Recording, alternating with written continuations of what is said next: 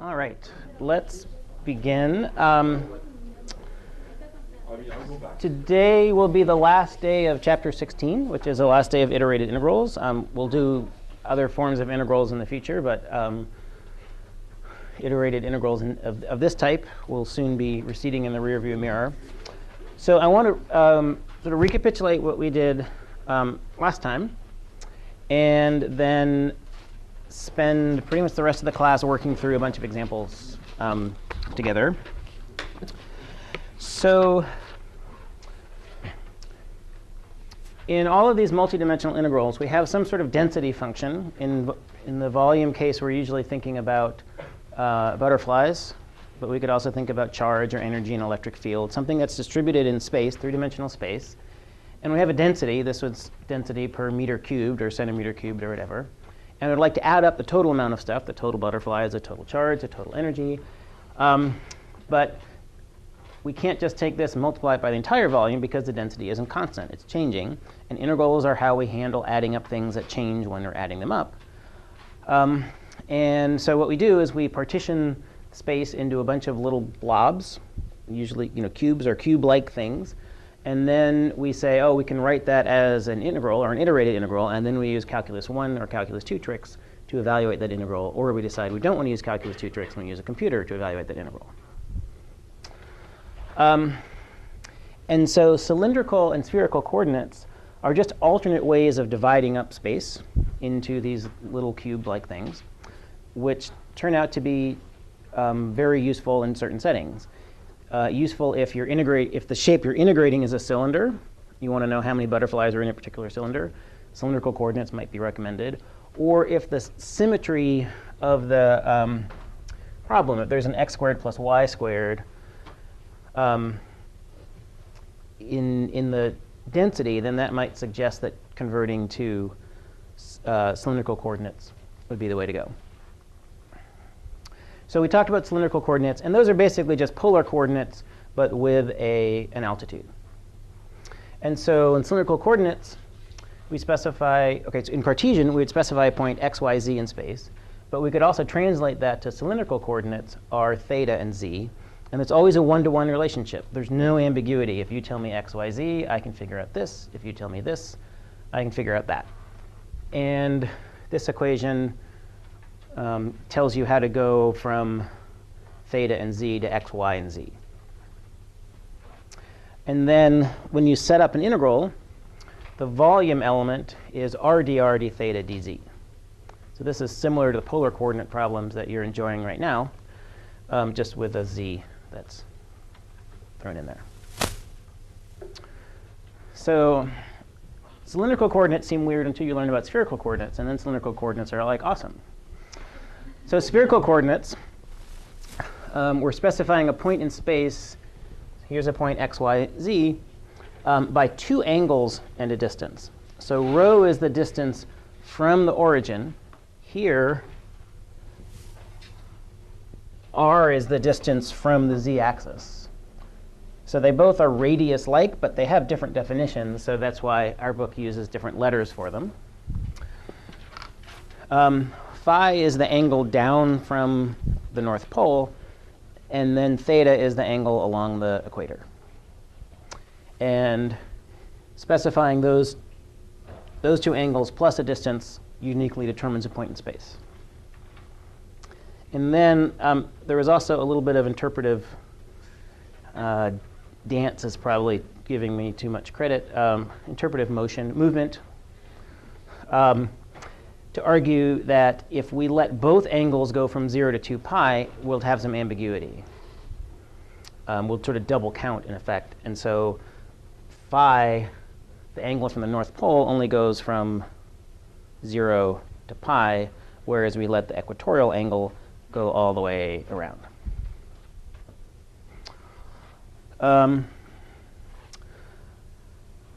So then we need to know the volume element in spherical coordinates. And I claim rho squared sine phi. Rho squared sine phi d rho d phi d theta.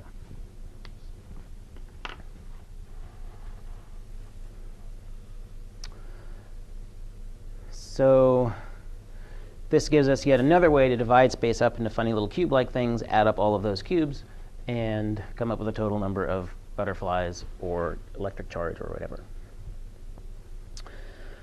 So unless there are immediate questions, I think we should just dive into some examples and do some calculations. You'll see how this works. And yeah, we'll take it from there. Do you think this is one of those things that we will understand better once we do our exercises for? Yes. I'm struggling with the idea of density. Visualize that. Density, which density? So just the symbol. Oh, the symbol. The symbol. Yep. You could use R if you want. Physicists, we usually use R. Mathematicians usually use rho. It's just a letter. This is when you use rho, I think, already. Yeah. I don't think about it anyways. Okay. Yeah. So you certainly could use a lowercase r. I mean, it's a little bit dangerous because then your r means one thing here, and it means a different thing there. But physicists, I mean, I don't know. As a physicist, that was never a problem for me. But math books tend to use rho. So whatever you guys prefer. You could use yet another letter, Greek, Cyrillic. Don't hold back. So let's do some examples. And as I said, this integration in cylindrical and spherical coordinates is something that could probably be we could spend a couple months on. So I'm not expecting this to feel perfect at the end of. So spherical coordinates, if I fix rho at 6, what do I end up looking like? It's going to be a sphere, right? Because I can sort of get any angle, and so that the tip of my arm would trace out a sphere. What about if I fix theta at a value? Well, I would get, so if theta is just 30, so then that sort of means I'm sort of right, so I got 30 degrees this way, and then I get to go like this, and then like that. So it would be a half plane. I can't reach behind me, but I can get to any point in this plane. And then theta over 2 would be a plane like this. What if I fix phi at a certain value? Yeah, so that's going to be a cone, right? Because I can do that, and then I can move, and r kind of goes in and out, and so that's going to trace out a cone. OK. So first octant. So x, y, and z are all positive. This would be the density function we're integrating. This is important, as you'll see, to write down. Then rho will go from 0 to 9. And theta starts at 0, and I only want to go out to here, so that's going to go 90 degrees to pi over 2. And if I'm above the xy plane, phi starts at 0 and ends at pi over 2. If I let it go farther, I go below the plane, and I go into another octant. OK, let's see. This one, x is positive, y and z are negative. So that means I'm going to be kind of over here. So rho is still going to go from 0 to 9. I'm below the equator, so phi is going to start from pi over 2 and go down to pi.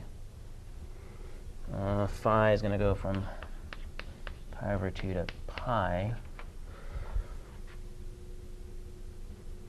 So like that. And then if I want to reach all the way around there, I'm going to have to go pi over 2, pi, 3 pi over 2, back up to 2 pi. So this would be from 3 pi over 2 to 2 pi.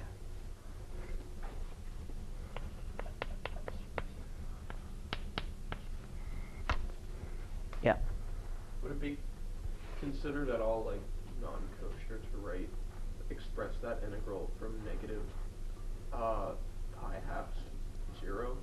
You could do that too. Yeah. How do you know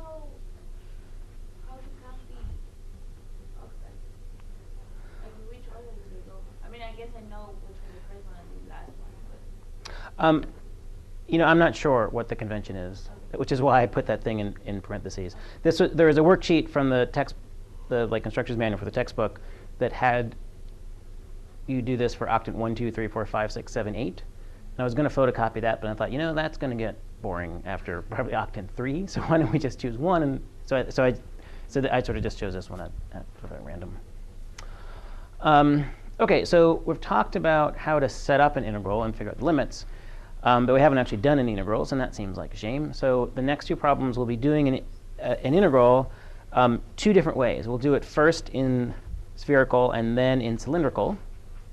And because it's math, we should get the same answer. These are a little bit involved to set up and a little bit involved to do, as you can probably see, because, well, you've got 3 integrals to do, and you've got plenty of letters hanging out. So I think it's worth doing these 2 examples in sort of full detail. It'll take a little while and take up space. But that's pretty much what I want to do with the rest of class, is problems 5 and 6. So let's start with problem 5. And these ones, again, you'll want to make a sketch of the situation bigger than you think you need it. And then figure out the limits and do the integral, and we'll see what happens. All right, so spherical coordinates. We're doing this here. And a way to think of this is, often we're adding up the number of butterflies, and so we have a butterfly density, and we need to figure out the butterflies in each little piece of volume. But if we get rid of this and we think we just have the number 1, then we're just adding up a lot of little volumes, and we're going to get the total volume. So if you do an integral with just the number 1 here, you're just getting a volume. So we're just integrating the number 1, or just adding up all the volumes, and this is the volume element. And again, this rho squared and sine phi, they're real. They're not just like window dressing things you have to write. They get integrated too. And in spherical coordinates, r goes from 0 to r, or rho goes from 0 to r. And phi goes from the North Pole down to the South Pole. And theta goes all the way around the equator. And that gives us the entire solid sphere. And then we do the integral. And triple integrals aren't really any harder than single integrals. It's just there are 3 of them. So again, you should always be asking yourself, OK, what's constant? What am I integrating with respect to? So for this one, the first antiderivative I take is with respect to rho. So sine phi is just a constant. It just hangs out. Antiderivative of rho squared is rho cubed over 3. And we chug along. At some point, you have to deal with a sine term. Many, many possibilities for minus signs to go wrong here. I sort of skipped a step to go from here to 2. Maybe I shouldn't have, but I also knew, I guess I probably did have room to do it.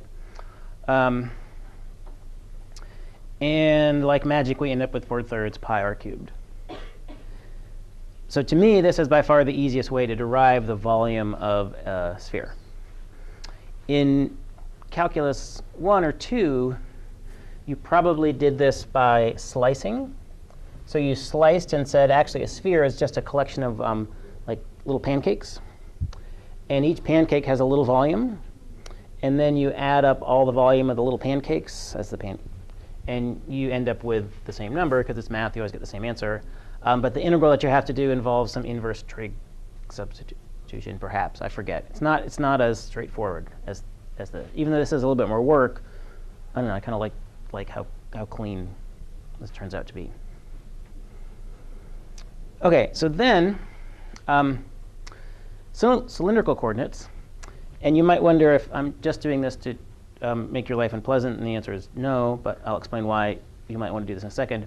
But for now, let's think, OK, well, we should be able to do this in cylindrical coordinates too. And this is actually, I think, a useful exercise to sort of see the similarities and differences between them. All right, so we're going to do this volume, and now RD theta dz.